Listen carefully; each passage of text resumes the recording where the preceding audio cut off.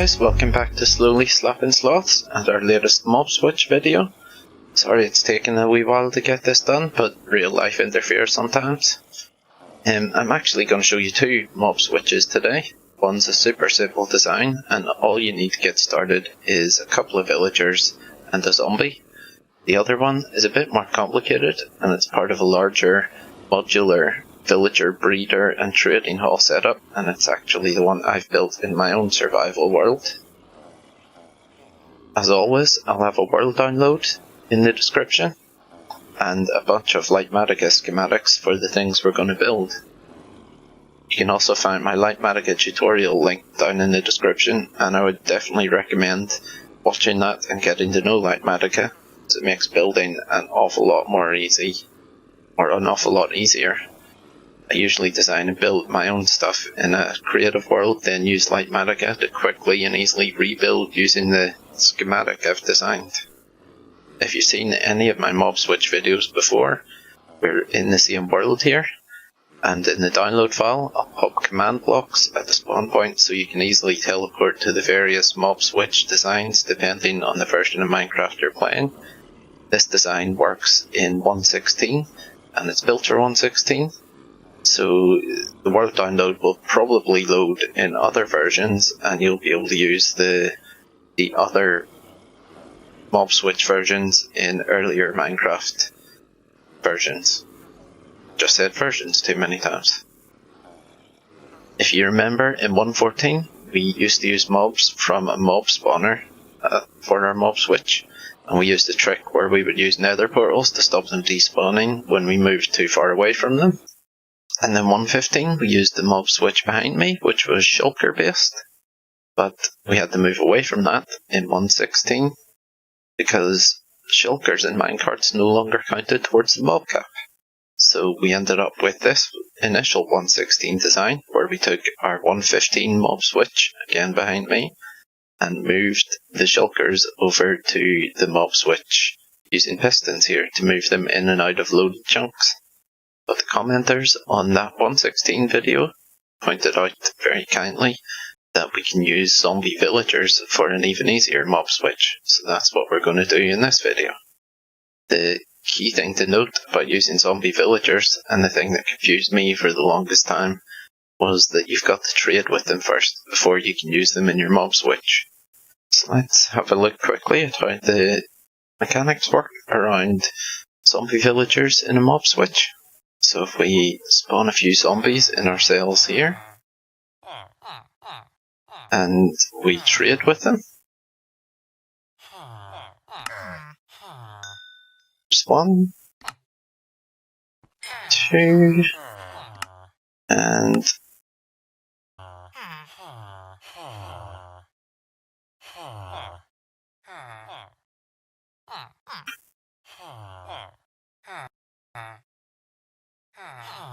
and 3.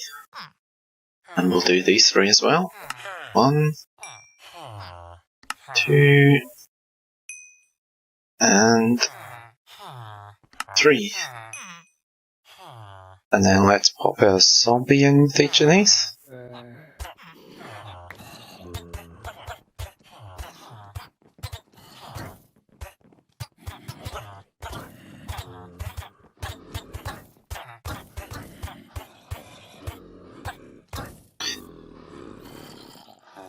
So now we've got 6 zombie villagers and 2 zombies. Let's also think about the location of our mob switches while we're here. Mobs only count towards the mob cap if they're located in loaded chunks. So we've got 2 options for the location of our mob switch. We can build a switch in spawn chunks which stay loaded all the time, or we can build a switch somewhere else and use a chunk loader to keep the chunks loaded. My preference is always the chunk loader, as we can then put the mob switch wherever we want. We'll talk about chunk loaders with our mob switches when we get to looking at our mob switch designs. For these villagers, I've placed 3 inside the spawn chunks, and you can see that when I use Masses mod Tweakeroo to turn on the spawn chunk boundary So you can see these guys in this half are inside the spawn chunks, these guys are outside the spawn chunks. And normally mobs despawn when you move 128 blocks away from them. So as we move away from these guys, we'll expect the zombies to despawn, but zombie villagers are in that special category, including shulkers, which is why we use those for the old mob switch, and withers, but no one wants to mess around with withers in a mob switch. And zombie villagers won't despawn even if you move away from them and the chunks go unloaded. So let's head away from these guys, and if we watch the number at the top of the screen, the 770, that tells us that we have 7 mobs loaded out of the 70 mob cap. So see, that changed to 370. That means there are currently 3 mobs contributing to the 70 total mob cap, and that should be the 3 that are inside, 3 zombie villagers that are inside our spawn chunks. And as we come back, that number jumps up to 6 because the 3 outside the spawn chunks become loaded as we get closer. And the zombies have disappeared because they're just a normal mob that despawn once you get far enough away from them. So our aim with a mob switch is to fill that mob cap, fill that 70, with mobs that we control ourselves and that we can turn on and off, or turn the chunks that they're in on and off, loaded, unloaded, so that we can turn on and off the mob switch whenever we want. It's also worth noting that that 70 mob cap number is a per player mob cap number, so if you have more than 1 player in your world, like you're on a server, then that 70 will go up by 70 with every player that plays.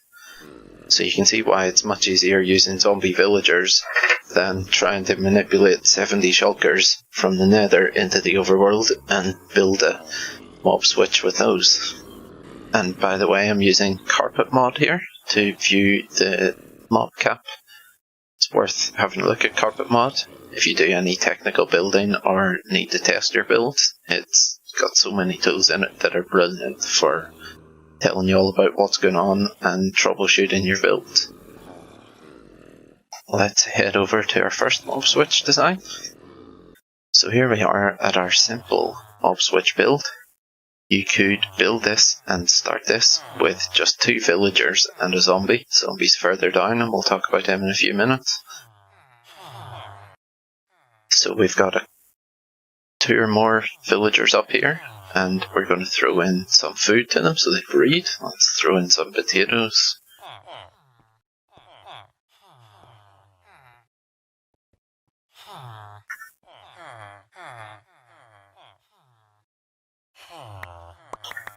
Okay, they'll eat those up and then have babies.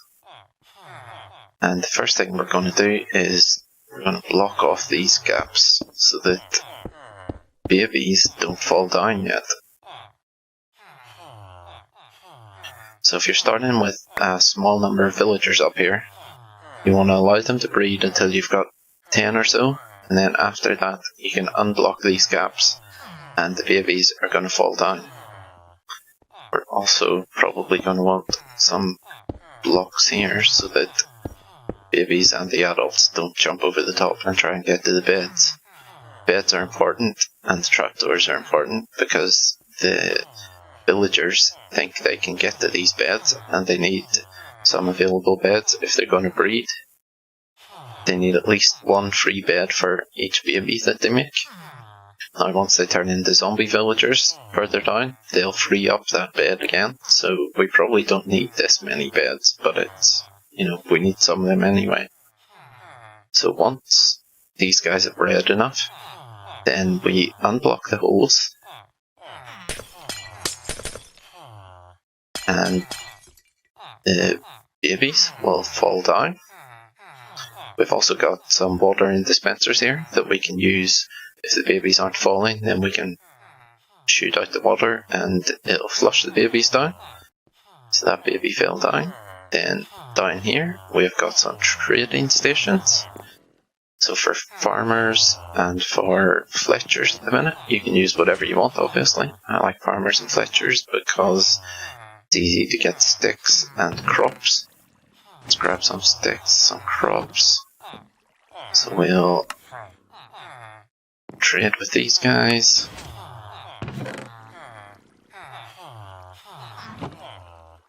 Trade with a few of them. Just need to trade once with them. Okay, that should be enough. Then, once you've traded with them all, we're going to open this trapdoor and wash them down into a cell down below where we have a zombie. So we've got, the zombie doesn't need to be separated like this, he can just be walking around. I separated him for whatever reason.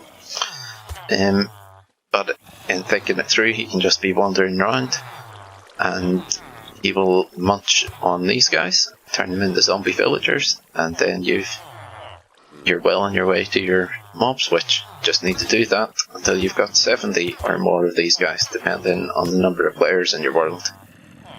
And once you've got at least one zombie villager in here, then he will also start munching on the rest of the villagers. So we also want to remember to close this trapdoor and turn off the water, so that as these guys breed some more, get new babies and a new stack of villagers to trade with and to wash down to get converted. So over here we've also got our chunk loader. You'll see a link to the chunk loader tutorial in the description below. It's a more detailed build tutorial. It has a Schematic schematic there as well. So at the minute this isn't operating because I haven't put a minecart in it. So let's put a couple of minecarts in. So every 15 seconds this minecart will go back and forth to the nether, and it will therefore keep these chunks loaded. And that means that these villagers, the zombie villagers, will remain loaded in the game and contributing to the mob cap. So you'll see we didn't trade with all of these guys, so that means they won't all count as zombie villagers towards the mob cap. Once we move away from them, they'll despawn if we haven't traded with them. They'll all get converted in due time as the zombie gets them, or as the other zombie villager gets them. But that, in a nutshell, is a super simple zombie villager mob switch.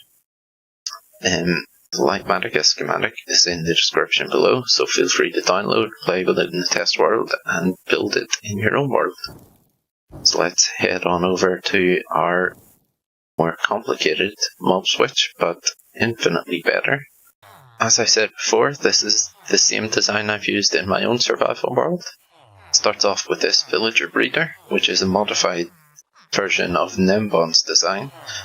Link to Nembon's video in the description below, and a schematic for this in the description below too. So these guys currently have a glass block in their head, but if we remove that glass block, they'll all become very happy with one another and start breeding, dropping their little babies down into the hole, which get washed up in here, and as they turn into adults, they flow through here and out into this pool. So we end up with a population of fully grown adults in here. So let's stop the breeding for now. Just as an aside, I've also built this, and this is actually the schematic that's linked down below. So this version is exactly the same, except it's basically what you do when you've got only a couple of villagers to start. So in this version, the adults are washed out of here and back up this tube, this bubble elevator, and around here, and then they drop down into the next cell. So after each cell fills with 2 adults, you want to break that block, shorten the ice path and the water, the little river that pushes them along, and build up another row of trapdoors so that they bump into it and fall down.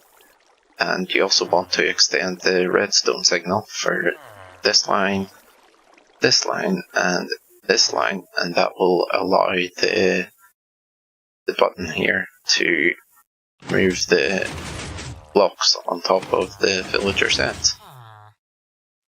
So this is the schematic down below. It has a bunch of signposts in it telling you what to do and how to change it into this one once you've filled up all your cells. It's basically a case of chopping off the bottom of this tube so that the guys fly straight out into the pool instead of going back up to the top. Another addition I've added is this dropper, which throws out food so the villagers can get fed. Goes round this little river and the villagers pick it up. For more detail on the actual breeder, definitely watch an Mbon's video. So once these guys are out here, there's a minecart track that picks them up through the corner and takes them around here and ready to go through the zombie converter. So this is a heavily modified version of Puffingfish HQ's design.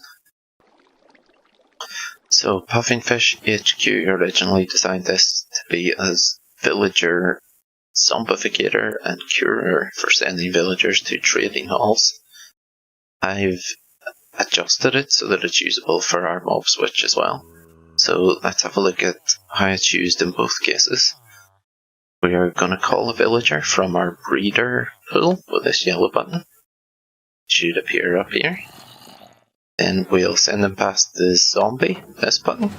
Zombie's got a sharpness 5 iron sword, which is important because it is strong enough, or it does enough damage to turn the villager into a zombie as he goes past. Also worth thinking about your world difficulty level, because on hard difficulty, villagers always get converted to zombies. On lower difficulty levels, there's a chance they'll die instead of being converted. So this guy's come along, been splashed by the potion of weakness, for which I've added an automatic potion brewer up here. We are going to give him a golden apple to start curing him, and then we're going to double check that the rails are sending him in the right direction. So this pink lever up to the trading hall, down to the mob switch, and then we'll drop him through the bottom. And there he goes. We should really put a cover over this so that he stops going on fire. Then he gets into this trading hall design, which is a design by Captain Wutax. It's also being used by Mumbo Jumbo at the minute in his Hermitcraft world. Captain Wutax had a hostile mob, I think a Vindicator, in here. And for some reason that made the villagers, or the zombie villagers, drop into one of these cells more quickly. I find that they tend to drop in by the time they're cured anyway, or they'll cure and drop in quickly. So as they drop in, they hit a string in front of this observer, and that pulls in this redstone block, and the fence gets closed, and the guys still try and get back out vertically. It means nothing else can fall in, and for some reason this carpet seems to keep them in their place, even if you break the podium in front of them. Carpet, they won't try and move forward through this gap. And these trapdoors seem to be at just the right height to stop them trying to move into the other cells. So you can do the old trick of placing a lectern until you get the trade you want. Also added a little indicator clock here, because the villagers don't trade all the time. They only trade during certain hours, so this daylight sensor will trigger this lamp whenever they're available for trading. So schematic for this trading hall is also in the description, and a link to Captain Wutax's video, where he goes into a lot more detail about the build process for this. So what do we do if we want to send these guys to the mob switch? We obviously don't need any potion of weakness, so we don't want to waste one of those on a zombie villager going to the mob switch. They're not getting cured. We'll turn that off with this orange lever. We'll flip this pink lever to switch the mine cart track, so once he drops down he's going this way. And we can go up these steps and use this button to call a new villager from the breeder. He stops here so that we can trade with him. In fact, we can also use this switch to open up the hole permanently. Now he's being traded with. Push this button to get him zombified.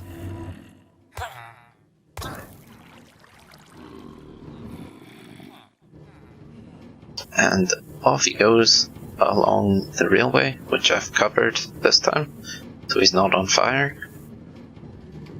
He's going over here to our zombie villager mob switch cell that you saw right at the start of the video. So he'll hit an activator rail, which drops him onto this hopper, and the water pushes him off. I've also filled in the bottom of this cell with water so they don't hurt themselves when they fall, and so that they don't go on fire with the sunlight. And all we need to do is collect 70 of these guys, and we've got a fully functional mob switch for a one-player world. Remember to multiply 70 by however many you need for a multiplayer world. And then we have our chunk loader over here again. So this one is on. You should see a minecart flying through any second.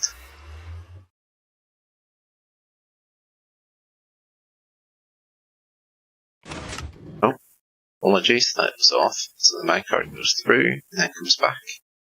So we'll keep doing that every 15 seconds. And that will keep this chunk and actually the chunk in the nether side loaded permanently until we come and turn it off. So let's turn off our chunk loader. That's it off, and as we move away from these guys we should see that the mob cap number will change as their chunks are unloaded. Should be far enough away now, just need to wait the 15 seconds. Yep. So as the chunk loader stopped working and allowed those chunks to unload, we saw that mob number decrease down to 4. Those 4 are actually the ones at the edge of the spawn chunks that we started with. So now we're back, we've got 12.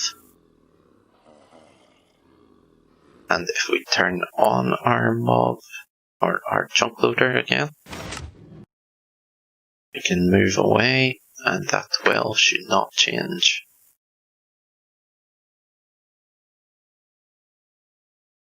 There we go. So we can go about our business in the rest of the world. Keep the 12 we'll end up with 70. Oh, I've gone the wrong way. The 70 mobs loaded within this mob switch cell. And that's how to build a 116 mob switch using zombie villagers. Hope you agree that that's so much easier than trying to bring 70 shulkers per player over from the end and manipulate them into a mob switch. So much easier using villagers and just converting them. So guys, I hope you enjoyed this. I hope you get some use out of the world download and the schematics linked in the description. Feel free to pop any questions in the comments and I'll do my best to answer them. Any constructive criticism is highly valued, and hit subscribe for some other videos coming out. I think I've got a design for a nether mob switch along the same lines using some of the newer mobs in 1.16. So we'll see how that goes, and hopefully see you again here soon. Thanks. Bye bye.